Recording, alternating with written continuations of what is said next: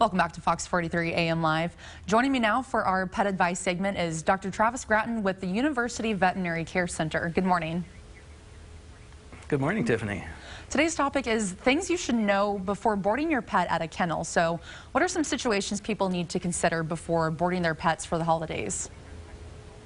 Well, certainly, historically, this has been one of the busier times of year for boarding. There, obviously are going to be still some people who are going to be traveling for the holidays coming up, and so that changes a little bit. But some things to think about with some other situations is if somebody, family member or good friend gets sick and you have to provide care that's not in town, you may have to board your pets. You may or may not be able to take them with you.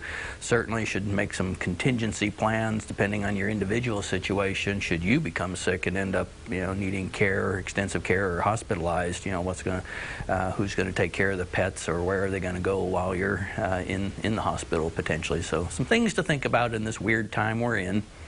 Sure. Now, if people do plan to board their pets, what can they do to stay ahead of time?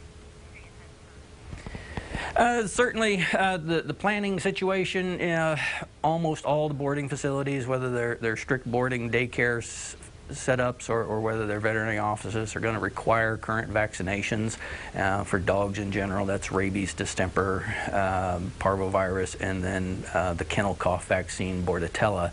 Some may require influenza as well. So the vaccinations are going to be the big thing that you want to make sure that you have up to date, and you have records of the proof that they have been vaccinated. All right, now, is there anything else that pet owners need to know this holiday season?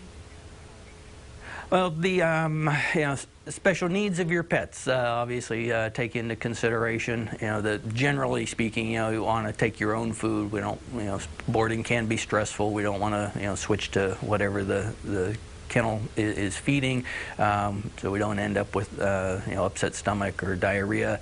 Not a pleasant thing to have when you bring your pet home.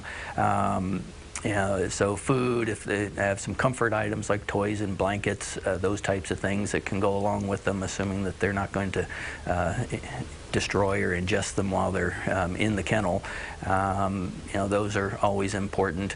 And then, if your pet has specific medical concerns, definitely want to make sure that you've touched base with the kennel ahead of time, that it's they are able to medicate appropriately and on the schedule that's needed, and that you provide those medications, and then also obviously contact information with the healthcare provider for your pet, so that if there is problems that develop, that those links are already set up. All right, Dr. Gratton, thanks again for joining us.